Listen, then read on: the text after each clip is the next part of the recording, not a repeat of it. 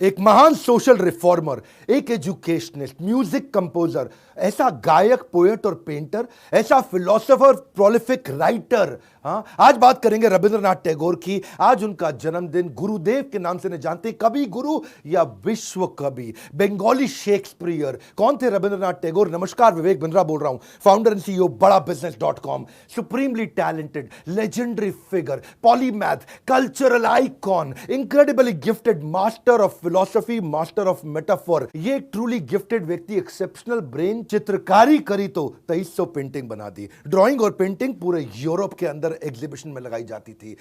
ये जबकि off beat strange colour लगाते थे तो लोगों को पता चला इनको लाल और हरे कलर में अंतर नजर नहीं आता, कलर ब्लाइंड थे। जब कहानियां लिखी तो ऐसी कहानियां लिखी कि आज भी उनके नॉवल से इंस्पायर होकर के बॉलीवुड मूवीज बनाता है। ट्रैवलिंग का शौक था, अपने समय में 35 कंट्री घूम करके आ गए। भाई साहब, उस समय 35 कंट्री बोल रहे हैं, आपको घूमना कठिन हुआ करता था। 7 मई 1861, आज ही के दिन 161 साल पहले रविंद्रनाथ टैगोर का जन्म हुआ था। रिच रूट्स, हाईली इंटेलेक्चुअल परिवार। ऐसा परिवार देश में 10 परिवार रहे होंगे शायद उस समय ऐसे। इतनी वेल ऑफ ठाकुर फैमिली में इनका जन्म हुआ था।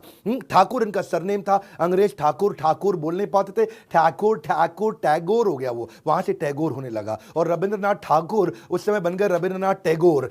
ये क्योंकि बहुत अमीर परिवार से थे, इनको नौकर चाकर ने पाल के बड़ा किया, इसलिए उसको बोलते थे, रेस्ड बाय सर्वेंट्स को बोलते थे सर्वोक्रेसी, यानी कि रूल्स ऑफ द सर्वेंट। इनके जो दादाजी थे ना, द्वारकानाथ टैगोर। द्वारकानाथ टैगोर कौन थे? ये बड़े बिजनेस ओरिएंटेड थे। ये उस समय भारत के सबसे अमीर 2-3-4 लोगों में से थे। Banking, insurance, coal mining, silk, इनके बड़े बिजनेसेस थे। राजा राम मोहन रॉय के ये मित्र हुआ करते थे। और इनके जो पिता थे, उनका बिजनेस में इंटरेस्ट नहीं था, बड़े आध्यात्मिक व्यक्ति हुआ करते थे। इनको 12 साल की उम्र में जर्नी ऑफ सेल्फ डिस्कवरी के लिए ले गए। रविंद्रनाथ टैगोर छोटे से 12 साल की उम्र में सेल्फ रियलाइजेशन के लिए शांति निकेतन ले गए, हिमालय ले गए, इनर पीस के लिए, मन की शांति के लिए। इतना ही नहीं, नॉर्थ में फिर गोल्डन टेम्पल ले गए अमृतसर में, जहां सारा दिन ये गुरबानी सुना करते थे। दिन में 8-8, 10-10 घंटे बैठ करके गुरबानी सुना करते थे। गुरबानी के जो कीर्तन था ना, उसी से इंस्पायर्ड होकर उन्होंने बाद में म्यूजिक भी लिखा काफी। और स्पिरिचुअल टेक्स्ट तो ऐसे पढ़ाए गए इनको, रामायण, उपनिषद, वेदास बचपन से पढ़ लिए। इनके जो बड़े भाई थे वो भी अद्भुत थे, कम नहीं थे। सत्येंद्रनाथ टैगोर, ये पहले भारतीय थे जिन्होंने आईएएस की परीक्षा, जिसको उस समय आईसीएस कहा जाता था, उसके लिए लंदन, इंग्लैंड में पेपर देने जाना चाहता था। कि वो पहले भारतीय क्यों थे? वो इसलिए पहले भारतीय थे क्योंकि उस समय पास होना बहुत मुश्किल था, उस समय एग्जाम देना मुश्किल था। 23 साल की उम्र का कट ऑफ था उस समय, लंदन जाना पड़ता था और सारा सिलेबस जो था यूरोपियन क्लासिक्स के ऊपर था। पूरा परिवार बड़ा अद्भुत। और इनको जो स्कूल में जब डाला गया, इनका पढ़ाई में मन नहीं लगता था, इनको ट्रेडिशनल पढ़ाई पसंद नहीं थी। एक ऐसे स्कॉलर, एक ऐसे एजुकेशनिस्ट जो खुद कभी पढ़े ही नहीं, कैलकाटा अकेडमी गए,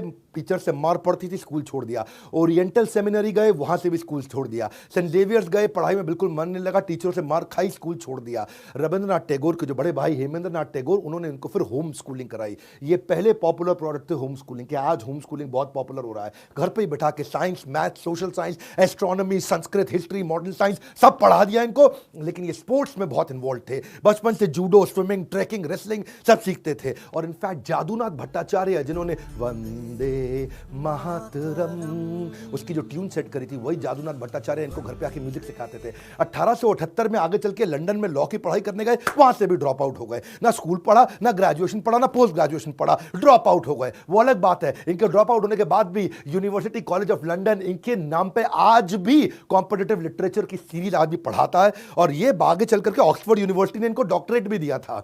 मैं इनका जो पढ़ाई का तरीका है ना, इसको क्या बोलते हैं, पढ़ो वो जो आपके पसंद का हो, जो आपके काम का हो, जिससे आप आगे बढ़ सको। वो मत पढ़ो जो सब स्कूल में पढ़ा रहे हैं, कॉलेज में पढ़ा रहे हो, क्योंकि सब बैरिस्टर बन रहे हैं तो मैं भी बन जाऊं। नहीं, मैं यही चाहता हूं कि आपको वो पढ़ना चाहिए जो आपके गोल स्टेटमेंट को कंट्रीब्यूट करे। एंटरप्रेन्योरशिप, मैं वही सिखाता हूं लोगों के गोल स्टेटमेंट को कंट्रीब्यूट कराने के लिए। इसीलिए मैंने ना बहुत मेहनत करी है, एक ऐसी कम्युनिटी बना दी है मैंने भी। 1 मिनट अपने बारे में भी बात करूंगा। आज बिजनेस की कम्युनिटी, पावरफुल बिजनेस का प्लेटफॉर्म बना है, बड़ा बिजनेस का, free for all, open for all, सबके लिए मास्टर क्लास हो रही है। देश दुनिया के बेस्ट प्रोफेसर, बिलियनर आते हैं, फ्री में सिखाते हैं। सुनो सुनो, मेरी ऐप पेड नहीं है, केवल फ्री ऐप में बहुत कंटेंट आ रहा है। हर ट्यूसडे, थर्सडे, सैटरडे ऐप इसी डाउनलोड करके रख लेना। जानते हो क्यों? क्योंकि फेसबुक, इंस्टाग्राम, टिकटॉक, ये सारी आपकी जिंदगी, आपके दिमाग को खोखला कर रहे हैं।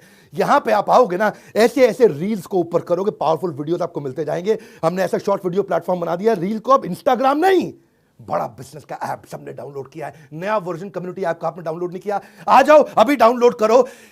रविंद्रनाथ टैगोर की बात कर रहे हैं, उन्हीं की करते हैं। इस समय नोबेल प्राइज जो उनको लिटरेचर में मिला ना, उनकी गीतांजलि जो उनकी पोएम्स थी उसके ऊपर मिला था। 8 साल की उम्र में पोएम लिखनी शुरू कर दी थी उन्होंने।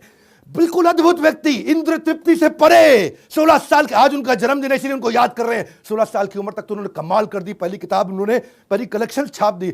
52 साल की उम्र में उनको नोबेल प्राइज मिला था लिटरेचर में, 1913। ये उस समय सन हुआ करता था। कहते थे कि आप ना समुद्र को केवल दूर से खड़े होकर के देख के पार नहीं कर सकते, समुद्र में तो घुसना पड़ेगा। पहले एशियन थे जिनको नोबेल प्राइज मिला। इनफैक्ट पहले नॉन यूरोपियन थे, यूरोप से पहले पृथ्वी पे अगर किसी को नोबेल प्राइज मिला तो वो थे रविंद्रनाथ टैगोर, हमारे गुरुदेव। हाँ, इनकी सारी राइटिंग्स उपनिषद से इंस्पायर्ड हुआ करती थी। चारुलता, जोकरबाली, काबुली वाला, अतिथि, पोस्टमास्टर, ये तो आज भी मॉडर्न टाइम्स में भी इतने रेलेवेंट है। सारा का सारा बॉलीवुड घुस रहा है, बार बार देखे कि भाई इनकी नॉवल के ऊपर कोई मूवी बना दे क्या। हाँ, अब कब से पहली साइलेंट मूवी बलिदान इन्हीं की नॉवल्स के ऊपर बनी थी। दिलीप कुमार की मिलन 1946 में, घूंघट जो भारत भूषण की मूवी थी, काबुली वाला, डाकघर ये 1965 में। जितना बॉलीवुड उस समय भी उपहार 1971 में, लेकिन विनोद खन्ना और कपाड़िया की मूवी, अस्तित्व, चोकरबाली, और आज भी रविंद्रनाथ टैगोर के ऊपर मूवीज बन रही है, उनकी किताबों के ऊपर मूवीज बन रही है। इनका नोबेल पीस प्राइज एक बार चोरी हो गया था, होने दो चोरी, क्या फर्क पड़ता है। स्वीडिश अकेडमी ने उनको दोबारा अवार्ड दे दिया। हाँ, 2004 की बात कर रहा हूं, ये तो जीवित नहीं थे। स्वीडिश अकेडमी को इतना मानती, इन्होंने कहा कि एक गोल्ड एक सिल्वर 2 बार देते हैं आपको दोबारा से। एक्चुअली क्या है, बंगाल एक अद्भुत राज्य है। बंगाल के अंदर 87% जितने हमारे देश के अकेडमिशियन है सारे बंगाल से आए हैं। बंगाली लोग इंटेलिजेंट बहुत होते हैं। 54% इंडिया के साइंटिस्ट बंगाल से आए हैं। 90% पीएचडी स्कॉलर साइंस और टेक्नोलॉजी के बंगाल से आए हैं। ये बंकिम चंद्र चटर्जी, सत्यजीत रे, ये जितने इंटेलेक्चुअल्स थे, अमर्त्य सेन, शेख मुजीबुर रहमान जो कि पहले हमारे राष्ट्रपति रहे, प्रधानमंत्री बांग्लादेश के, श्री चैतन्य महाप्रभु, श्रीमती राधा रानी और कृष्ण के कंबाइंड अवतार, श्रील रूप गोस्वामी, ऐसी भक्तिवेदांत स्वामी श्रील प्रभुपाद जो कि इस्कॉन के संस्थापक आचार्य भी थे, नेताजी सुभाष चंद्र बोस, ईश्वर चंद्र विद्यासागर, राजा राम मोहन रॉय, स्वामी विवेकानंद। हाँ, बंगाल के अंदर एंटरप्रेन्योरशिप कमा पर इंटेलिजेंस हाईएस्ट लेवल की हमारे देश को दे रहा है। रविंद्रनाथ टैगोर ने एक विश्व भारती यूनिवर्सिटी बनाई आगे चल के, शांति निकेतन, वेस्ट बंगाल में।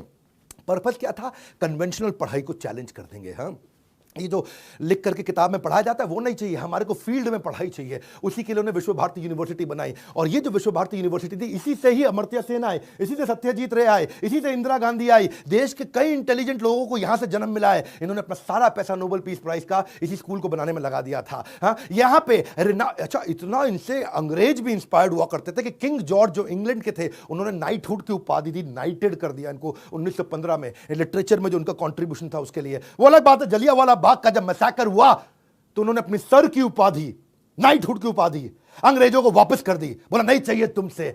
और ज्यादातर लोग जानते हैं कि रविंद्रनाथ टैगोर ने 2 नेशनल एंथम लिखे। जन गण मन 1911 में उन्होंने लिखा था, जो हमारे देश का है। आमार सोनार बांग्ला, ये बांग्लादेश का 1905 में उन्होंने लिखा था। लेकिन ज्यादातर लोगों को नहीं पता कि श्रीलंका का मठा, श्रीलंका मठा, ये भी इन्हीं से इंस्पायर्ड निकला। यानी कि इनके पास कंट्रीब्यूशन है 3 नेशनल एंथम के, इंडिया, बांग्लादेश और श्रीलंका। जब गाने लिखे तो 2232 लिख दिए, और ऐसे लिख दिए कि पूरा का पूरा Hindustani classical music, Gurbani, inherent folk music of Bengal सब अंदर डाल दिया इन्होंने। ताल जब पढ़ते थे, ताल को सीखा तो बोला ये ताल तो कम है, 6 नई ताल क्रिएट कर दी इन्होंने। इसको बोलते हैं कर्नाटक ताल। कर्नाटक ताल इंस्पायर्ड होकर के 6 नई ताल इन्होंने बना दी, क्योंकि कहते हैं कि जो एग्जिस्टिंग ताल है वो जस्टिस क्रिएट नहीं कर पा रही है। जो लेजेंड थे ना, इनके देहांत के बाद भी आज, अच्छा, स्वामी विवेकानंद उस समय में रविंद्र संगीत कभी कभी इनको गाते हुए देखा जाया करता था। स्वामी इतना पसंद करते थे। रविंद्र संगीत बंगाल में ऐसा है जैसे शेक्सपियर का इंपैक्ट अंग्रेजी पर रहा है। वाइड वैरायटी ऑफ इमोशन है, ऐसा संगीत बनाते थे, अमीर से अमीर, गरीब से गरीब, वो सबको अपना इमोशन उसके अंदर दिखाई पड़ता था। एक गंगा के अंदर नाविक और एक बड़ा पूंजीपति, सब इनके गाने गाया करते थे। इलिटरेट विलेजर से लेकर के एक बड़े से बड़ा लिटरेट इंटेलेक्चुअल स्कॉलर। रविंद्र संगीत जो है ना, बंगाली इंडस्ट्री को और बॉलीवुड इंडस्ट्री को 76 साल हो गए उनको शरीर छोड़े हुए, लेकिन आज भी तेरे मेरे मिलन की ये रहना, जो अभिमान मूवी का गाना, वो 73 का है। लेकिन उसके बाद छू कर मेरे मन को किया तूने क्या इशारा, या फिर क्या था, एकला चलो रे, हाँ, जोरी तोरे डाक सुने को ना आसबे तो भाई एकला चलो। इतना इंस्पायरिंग संगीत इन्होंने दिया है। जोरी तोरे डाक सुने क्यों ना आसे तो भाई एकला चलो रे। अच्छा, गांधी से इनका झगड़ा चलता था। गांधी से इनकी बनती नहीं थी और बनती भी थी। ये बड़ा कमाल का रिलेशनशिप होता है, क्योंकि गांधी थे नेशनलिस्टिक और ये थे ह्यूमैनिटेरियन। हाँ, गांधी क्या कहते थे, अपना देश ही सब कुछ है, अपना देश ही सब कुछ है, अपने देश के लिए सब कुछ करो। ये कहते थे मानवता के लिए सब कुछ करो, ह्यूमन। हाँ, ये तो दरारे देश की आज ये हैं, कल बदल जाएंगे, परसों फिर बदल जाएंगी। ये दरारें हमसे, मैंने और आपने डाली हैं। गांधी बोलते थे कोई बात नहीं, आप अपनी मातृभाषा का सम्मान करें, हिंदी में भाषण दें। हाँ, आप अंग्रेजी में क्यों बोलते हैं? तो ये बोलते थे कि जिसको जो भाषा समझ में आती मैं उसमें बोलूंगा। ये ना अपने समय में 2 कदम आगे चला करते थे। ये इंटरनेशनलिज्म में बिलीव करते थे, गांधी नेशनलिज्म में बिलीव करते थे। ये कहते थे इंसान किसी भी देश का हो, उसकी रक्षा करना हमारी जिम्मेदारी है। हाँ, टैगोर कहते थे भाषण देना जरूरी नहीं है, बात को लोगों तक पहुंचाना जरूरी है, हिंदी जरूरी नहीं है। जवाहरलाल नेहरू बोलते थे कि कोई भी 2 व्यक्ति पूरी पृथ्वी पे इतना ज्यादा एक दूसरे से अलग विचार कभी नहीं रखते होंगे और रखने के बावजूद एक दूसरे के प्रति इतना प्रेम तो हो ही नहीं सकता रख सके। हाँ, ऐसे रविंद्रनाथ टैगोर बोलते थे कि friendship between us is richer because of the intellectual differences between us. हाँ, हम दोनों में वैचारिक मतभेद है लेकिन एक दूसरे के प्रति सम्मान की कोई कमी नहीं है। गांधी बोलते थे चरखा चलाओ, अपना कपड़ा खुद बनाओ। ये बोलते थे हर आदमी चरखा चलाएगा तो देश आगे कैसे बढ़ेगा। इन्होंने किताब लिख डाली द कल्ट ऑफ चरखा, चरखे के नुकसान। ये बोलते थे चरखा महंगा पड़ता है, विदेशी कपड़े सस्ते पड़ते हैं, वो भी ले लो। तो अब वो कहते थे कि भाई कोई मुझे पता है मेरी बातों का बुरा लगेगा, हाँ, लोगों को बुरा लगेगा, लेकिन मैं चाहता हूं कि हम इन चीज़ों से बहुत आगे निकल जाएं। हाँ, गांधी कहते थे पूरा अपने विदेशी कपड़ों को आग लगा दो, खादी पहनो, विदेशी कपड़ों को बहिष्कार करो। ये कहते थे विदेशी कपड़े पहनने में समस्या नहीं है, मेरे को यहाँ पे इस समय माइक्रो एंटरप्रेन्योरशिप चलाना, ट्रेडर चाहिए, डिस्ट्रीब्यूटर चाहिए, मुझे होलसेलर चाहिए, जो सब के सब माल बेचेंगे उनको भी कमाना है। इन्होंने एक ऐसे लिख दिया था, शुद्धोपाय, स्ट्रगल ऑफ इंडियन ट्रेडर्स कैसे स्ट्रगल करेंगे। तो ये मल्टीनेशनलिज्म, ग्लोबलाइजेशन के अंदर बिलीव किया करते थे। टैगोर और गांधी दोनों जाइंट थिंकर थे, मॉडर्न इंडिया के। दोनों इंस्पिरेशन लेते थे इसी भारत से, लेकिन दोनों अलग प्रकार से सोचते थे और एक दूसरे के प्रति प्रेम भी रखते थे। 1934 में गांधी जो नेपाल बॉर्डर पे जो अर्थक्वेक आया ना, तो गांधी बोले ये अर्थक्वेक पता है क्यों आया? ये अर्थक्वेक इसलिए आया क्योंकि आप जात पात का, अछूत का भेदभाव करते हैं, इसलिए देवी शक्ति नाराज हो गई है, इसलिए अर्थक्वेक आया।